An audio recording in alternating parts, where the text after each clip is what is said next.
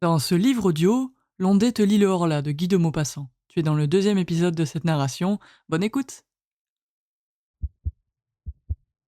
4 juillet. Décidément, je suis repris. Mes cauchemars anciens reviennent. Cette nuit, j'ai senti quelqu'un accroupi sur moi et qui, sa bouche sur la mienne, buvait ma vie entre mes lèvres. Oui, il la puisait dans ma gorge, comme aurait fait une sangsue. Puis il s'est levé, repu, et moi je me suis réveillé tellement meurtri, brisé, anéanti, que je ne pouvais plus remuer. Si cela continue encore quelques jours, je repartirai certainement. 5 juillet. Ai-je perdu la raison ? Ce qui s'est passé, ce que j'ai vu la nuit dernière est tellement étrange que ma tête s'égare quand j'y songe. Comme je le fais maintenant chaque soir, j'avais fermé ma porte à clé, puis, ayant soif, je bus un demi-verre d'eau, et je remarquai par hasard que ma carafe était pleine, jusqu'au bouchon de cristal. Je me couchai ensuite et je tombai dans un de mes sommeils épouvantables, dont je fus tiré au bout de 2 heures environ par une secousse plus affreuse encore. Figurez-vous un homme qui dort, qu'on assassine, et qui se réveille avec un couteau dans le poumon, et qui râle couvert de sang, et qui ne peut plus respirer, et qui va mourir, et qui ne comprend pas. Voilà. Ayant enfin reconquis ma raison, j'eus soif de nouveau. J'allumai une bougie et j'allai vers la table où était posée ma carafe. Je la soulevai en la penchant sur mon verre. Rien ne coula. Elle était vide. Elle était vide complètement. D'abord, je n'y comprends rien, puis tout à coup, je ressentis une émotion si terrible que je dus m'asseoir, ou plutôt que je tombai sur une chaise. Puis, je me redressai d'un saut pour regarder autour de moi. Puis je me rassis, éperdu d'étonnement et de peur devant le cristal transparent. Je le contemplais avec des yeux fixes, cherchant à deviner. Mes mains tremblaient, on avait donc bu cette eau ? Qui ? Moi ? Moi sans doute ? Ce ne pouvait être que moi ? Alors j'étais somnambule, je vivais, sans le savoir, de cette double vie mystérieuse qui fait douter s'il y a 2 êtres en nous, ou si un être étranger, inconnaissable et invisible, anime par moments, quand notre âme est engourdie, notre corps captif qui obéit à cet autre, comme à nous-mêmes, plus qu'à nous-mêmes. Ah, qui comprendra mon angoisse abominable ? Qui comprendra l'émotion d'un homme, sain d'esprit, bien éveillé, plein de raison, et qui regarde, épouvanté, à travers le verre d'une carafe, un peu d'eau disparue pendant qu'il a dormi. Et je restai là, jusqu'au jour, sans oser regagner mon lit. 6 juillet. Je deviens fou. On a encore bu toute ma carafe cette nuit. Ou plutôt, je l'ai bu. Mais est-ce moi ? Est-ce moi ? Qui serait-ce ? Qui ? Oh mon Dieu, je deviens fou. Qui me sauvera ?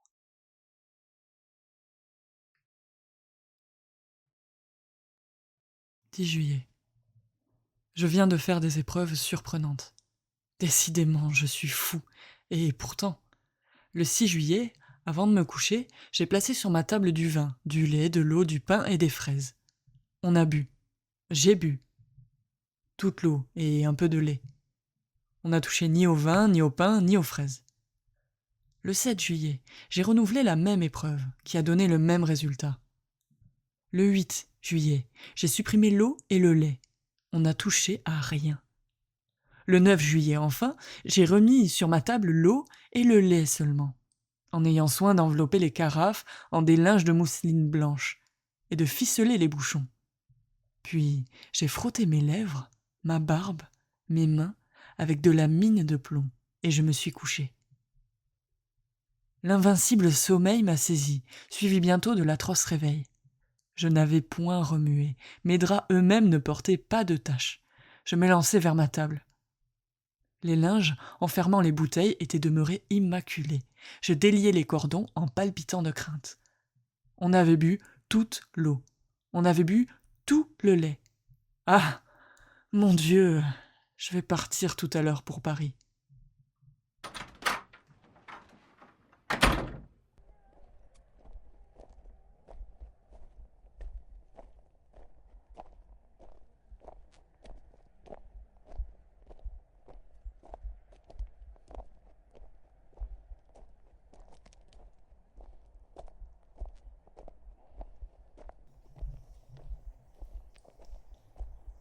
12 juillet. Paris. J'avais donc perdu la tête les jours derniers. J'ai dû être le jouet de mon imagination énervée, à moins que je ne sois vraiment somnambule, ou que j'ai subi une de ces influences constatées mais inexplicables jusqu'ici qu'on appelle suggestion.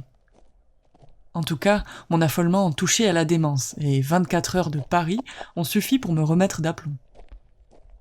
Hier, après des courses et des visites, qui m'ont fait passer dans l'âme de l'air nouveau et vivifiant, j'ai fini ma soirée au Théâtre Français. On y jouait une pièce d'Alexandre Dumas fils, et cet esprit alerte et puissant a achevé de me guérir. Certes, la solitude est dangereuse pour les intelligences qui travaillent.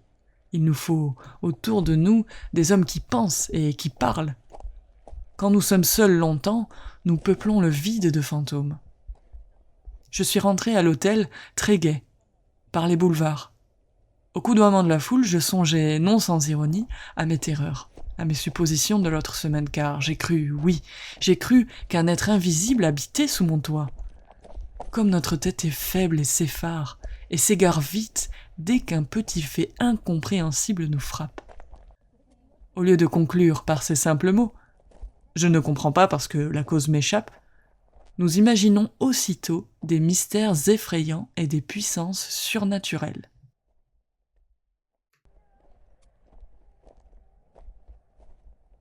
« 14 juillet. Fête de la République. Je me suis promené par les rues. Les pétards et les drapeaux m'amusaient comme un enfant. C'est pourtant fort bête d'être joyeux à date fixe, par décret du gouvernement.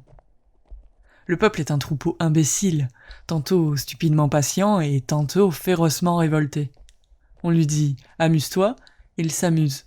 On lui dit « va te battre avec le voisin », il va se battre. On lui dit « vote pour l'empereur », il vote pour l'empereur. Puis on lui dit « vote pour la République », et il vote pour la République. Ceux qui le dirigent sont aussi sots, mais au lieu d'obéir à des hommes, ils obéissent à des principes, lesquels ne peuvent être cognés, stériles et faux, par cela même qu'ils sont des principes, c'est-à-dire des idées réputées certaines et immuables, en ce monde où l'on n'est sûr de rien, puisque la lumière est une illusion, puisque le bruit est une illusion.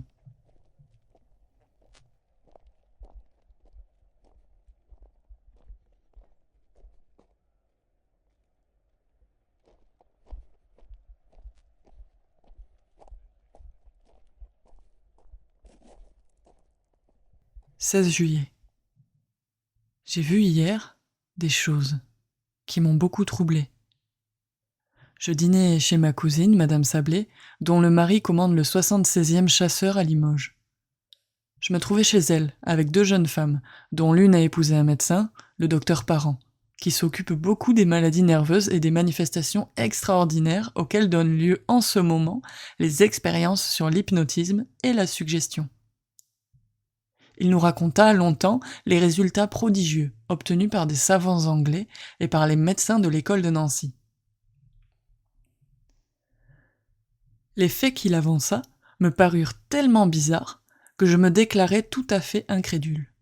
Nous sommes, affirmait-il, sur le point de découvrir un des plus importants secrets de la nature, je veux dire, un de ses plus importants secrets sur cette terre, car elle en a certes d'autrement importants là-bas dans les étoiles. Depuis que l'homme pense, depuis qu'il sait dire et écrire sa pensée, il se sent frôlé par un mystère impénétrable, pour ses sens grossiers et imparfaits, et il tâche de suppléer par l'effort de son intelligence à l'impuissance de ses organes. Quand cette intelligence demeurait encore à l'état rudimentaire, cette hantise des phénomènes invisibles a pris des formes banalement effrayantes. De là sont nées les croyances populaires au surnaturel, les légendes des esprits rôdeurs, des fées, des gnomes, des revenants, je dirais même la légende de Dieu, car nos conceptions de l'ouvrier créateur, de quelque religion qu'elles nous viennent, sont bien les inventions les plus médiocres, les plus stupides, les plus inacceptables sorties du cerveau apeuré des créatures. Rien de plus vrai que cette parole de Voltaire. Dieu a fait l'homme à son image, mais l'homme le lui a bien rendu. Mais, depuis un peu plus d'1 siècle, on semble pressentir quelque chose de nouveau. Mesmer et quelques autres nous ont mis sur une voie inattendue, et nous sommes arrivés, vraiment, depuis 4 ou 5 ans surtout, a des résultats surprenants. Ma cousine, très incrédule aussi, souriait. Le docteur Parent lui dit « Voulez-vous que j'essaye de vous endormir, madame ?»« Oui, je veux bien. » Elle s'assit dans un fauteuil et il commença à la regarder fixement, en la fascinant. Moi, je me sentis soudain un peu troublé, le cœur battant, la gorge serrée. Je voyais les yeux de madame Sablé s'alourdir, sa bouche se crisper, sa poitrine haleter. Au bout de 10 minutes, elle dormait. « Mettez-vous derrière elle, » dit le médecin. Et je m'assis derrière elle.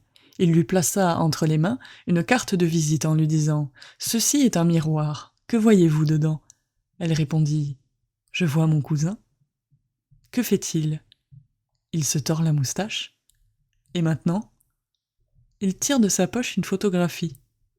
Quelle est cette photographie ? La sienne ? C'était vrai, et cette photographie venait de m'être livrée le soir même à l'hôtel. Comment est-il sur ce portrait ? Il se tient debout avec son chapeau à la main. Donc, elle voyait dans cette carte, dans ce carton blanc, comme elle eût vu dans une glace. Les jeunes femmes épouvantées disaient « Assez, assez, assez !» Mais le docteur ordonna « Vous vous lèverez demain, à 8 heures, puis vous irez trouver à son hôtel votre cousin, et vous le supplierez de vous prêter 5 000 francs que votre mari vous demande et qu'il vous réclamera à son prochain voyage. » Puis il la réveilla. En rentrant à l'hôtel, je songeais à cette curieuse séance et des doutes m'assaillirent. Non point sur l'absolu, sur l'insoupçonnable bonne foi de ma cousine, que je connaissais comme une sœur depuis l'enfance, mais sur une supercherie possible du docteur. Ne dissimulait-il pas dans sa main une glace qu'il montrait à la jeune femme endormie, en même temps que sa carte de visite ? Les prestidigitateurs de profession font des choses autrement singulières. Je rentrai donc et je me couchai. Or, ce matin, vers 8h30, je fus réveillé par mon valet de chambre qui me dit « C'est madame Sablé qui demande à parler à monsieur tout de suite. » Je m'habillai à la hâte et je la reçus. Elle s'assit, fort troublée, les yeux baissés, et, sans lever son voile, elle me dit « Mon cher cousin, j'ai un gros service à vous demander. » « Lequel, ma cousine ? » « Cela me gêne beaucoup de vous le dire, et pourtant, il le faut. J'ai besoin, absolument besoin, de 5 000 francs. »« Allons donc, vous ? » ?»« Oui, moi, ou plutôt mon mari, qui me charge de les trouver. » J'étais tellement stupéfait que je balbutiai mes réponses. Je me demandais si, vraiment, elle ne s'était pas moquée de moi avec le docteur Parent. Si ce n'était pas là une simple farce préparée d'avance et fort bien jouée. Mais, en la regardant avec attention, tous mes doutes se dissipèrent. Elle tremblait d'angoisse, tant cette démarche lui était douloureuse, et je compris qu'elle avait la gorge pleine de sanglots. Je la savais fort riche, et je repris « Comment ? Votre mari n'a pas 5 000 francs à sa disposition ? Voyons, réfléchissez, êtes-vous sûr qu'il vous a chargé de me les demander ?» Elle hésita quelques secondes, comme si elle eût fait un grand effort pour chercher dans son souvenir, puis elle répondit « Oui, oui, j'en suis sûre. »« Il vous a écrit ?» Elle hésitait encore, réfléchissant. Je devinais le travail torturant de sa pensée. Elle ne savait pas. Elle savait seulement qu'elle devait m'emprunter 5 000 francs pour son mari, donc elle osa mentir. « Oui, il m'a écrit. »« Quand donc ? Vous ne m'avez parlé de rien hier. »« J'ai reçu sa lettre ce matin. »« Pouvez-vous me la montrer ? » ?»« Non. Non, non, elle contenait des choses intimes, trop personnelles, je l'ai brûlée. »« Alors, c'est que votre mari fait des dettes. » Elle hésita encore, puis murmura « Je ne sais pas. » Je déclarai brusquement « C'est que je ne puis disposer de 5 000 francs en ce moment, ma chère cousine. » Elle poussa une sorte de cri de souffrance. « Oh, oh, je vous en prie, trouvez-les !» Elle s'exaltait et joignait les mains comme si elle m'eût prié. J'entendais sa voix changer de ton, elle pleurait et bégayait, harcelée, dominée par l'ordre irrésistible qu'elle avait reçu. Oh, je vous en supplie, si vous saviez comme je souffre, il me les faut aujourd'hui. » J'eus pitié d'elle. « Vous les aurez tantôt, je vous le jure. » Elle s'écria. « Oh, merci, merci, que vous êtes bon. » Je repris.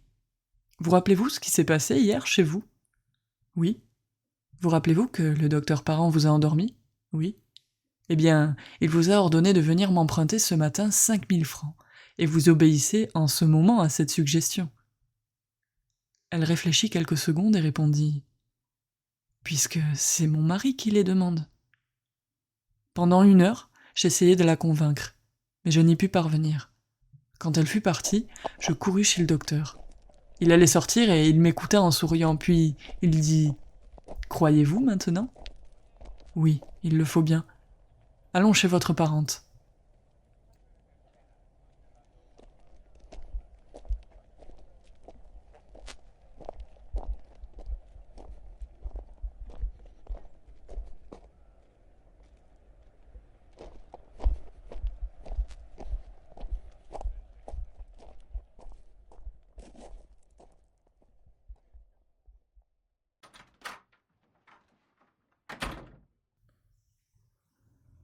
Elle sommeillait déjà sur une chaise longue, accablée de fatigue.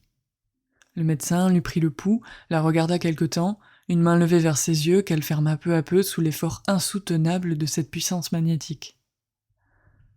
Quand elle fut endormie, « Votre mari n'a plus besoin de 5000 francs. Vous allez donc oublier que vous avez prié votre cousin de vous les prêter, et s'il vous parle de cela, vous ne comprendrez pas. » Puis il la réveilla. Je tirai de ma poche un portefeuille. « Voici, ma chère cousine, ce que vous m'avez demandé ce matin. » Elle fut tellement surprise que je n'osai pas insister. J'essayai cependant de ranimer sa mémoire, mais elle nia avec force, crut que je me moquais d'elle et faillit, à la fin, se fâcher. Voilà, je viens de rentrer, et je n'ai pu déjeuner, tant cette expérience m'a bouleversée. Si cette histoire t'a plu et que tu souhaites en écouter davantage, je t'invite à t'abonner au podcast de Lecture de Londé pour ne rien rater.